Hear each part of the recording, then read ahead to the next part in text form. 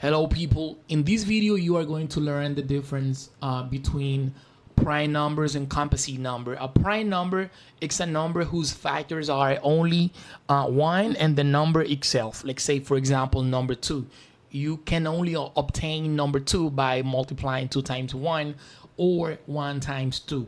If you see the shapes, you can only form the same shape, okay?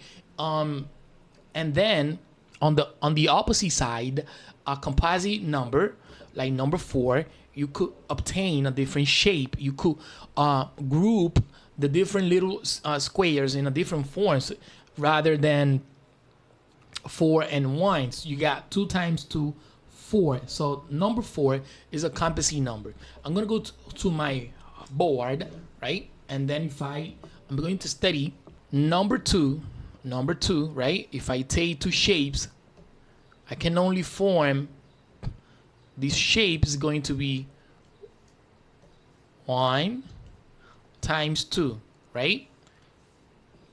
Or another form would be, and this one is 2 times 1. Either way, you only have 2 factors. So we consider number 1 a prime number. Now let's study number 3.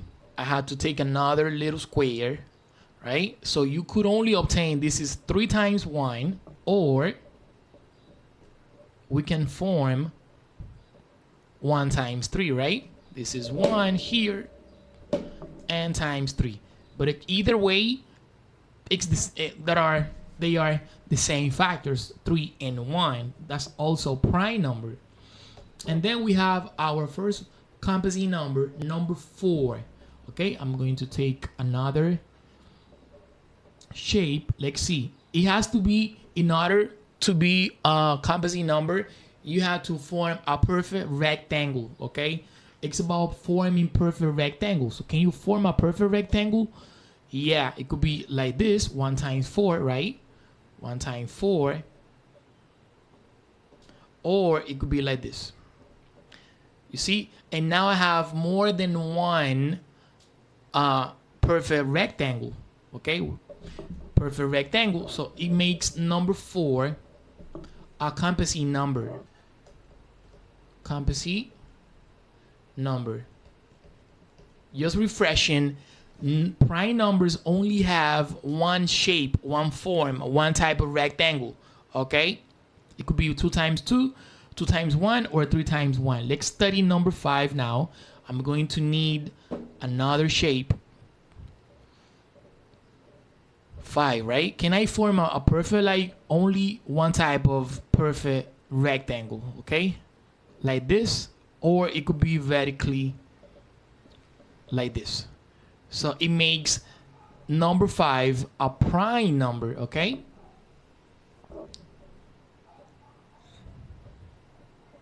Now let's see let's take a look at number 6.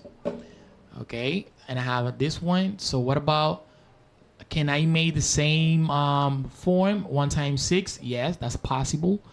I put in them all together alongside, one next to each other, right? It could be the same if I put up vertically.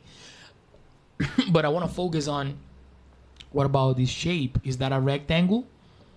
And that shape is going to be 2 here, right? And 3, 2 times 3. So number 6 has more than one shape, and it's a composite number. Okay, now I want to jump to number 15. I'm going to need 15 of this, the 6, 7, 8, 9, 10, 11, 12, 13, 14, 15. So we are taking a look at number 15. We already know 1 times 15 gives me 15. That could be one line, right? Horizontally or vertically. But now we have to group. Let's see if we can group the shapes and form, and let's see if they form a rectangle. Okay, how many do I have? I think I got 15 already.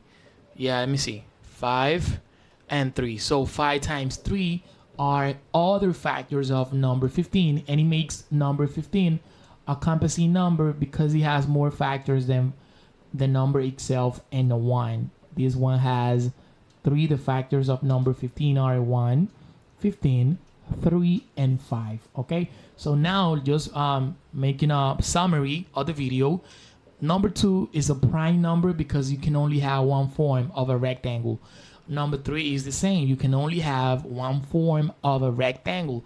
Number 4, you have 2 types of rectangle. This is perfect square, but it's the same. So this one is a composite number. Number 5, you can only have one form of a rectangle. Number 6, you have different. You have 2 times 3 and 3 times 2. Number 7 is a prime number as well. And then number 8, right? You see number 15, the one I just solved. You have different form of a rectangle, and it makes number 15 a composite number. So I hope you understood this video, and I see you in the next one.